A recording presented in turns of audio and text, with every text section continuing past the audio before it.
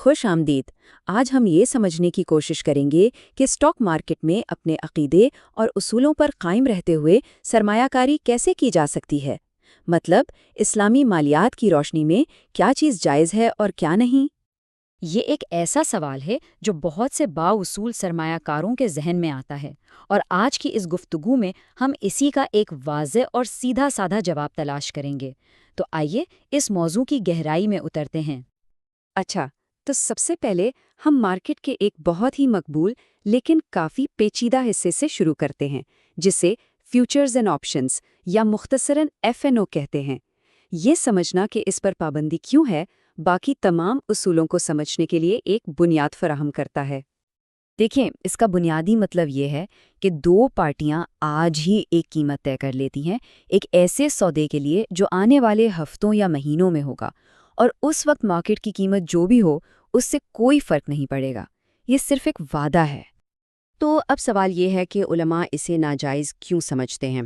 اس کی 4 بنیادی وجوہات ہیں، اور ان میں سے دوسری وجہ یعنی کسی چیز کو قبضے میں لینے سے پہلے ہی بیچ دینا خاص طور پر بہت اہم ہے۔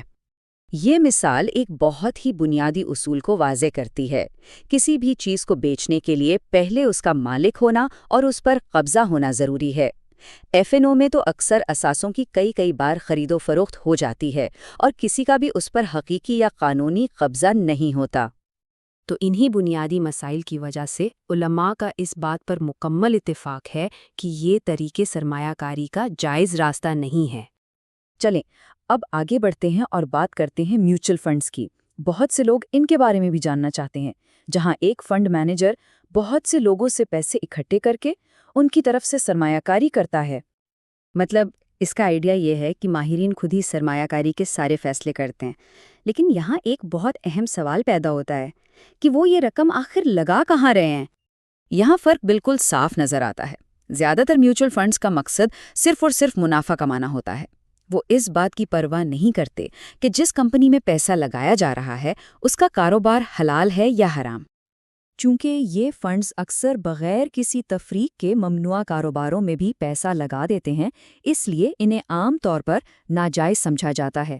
ہاں، اگر کوئی ایسا فنڈ ہو جو صرف شریعہ کے مطابق اثاثوں میں سرمایہ کاری کرتا ہو تو وہ الگ بات ہے، لیکن ایسا بہت کم ہوتا ہے۔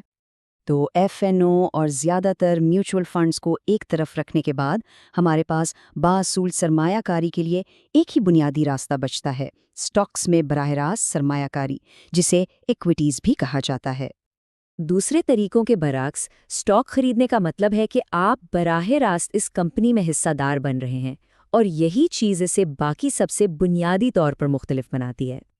اور یہ بات کلیدی فرق کو واضح کرتی ہے۔ سٹاکس میں سرمایہ کاری کرنا جائز ہے، لیکن اس میں کچھ شرائط ہیں۔ اس کی اجازت مکمل طور پر اس بات پر منحصر ہے کہ جس کمپنی میں سرمایہ کاری کی جا رہی ہے اس کا کاروبار کیسا ہے۔ اچھا، تو اگر سٹاکس ہی صحیح راستہ ہے تو عملی طور پر شروعات کے لیے کیا چاہیے؟ اس کے لیے 3 بنیادی اکاؤنٹس کی ضرورت پڑتی ہے۔ یہ تینوں مل کر آن لائن سرمایہ کاری کو ممکن بناتے ہیں۔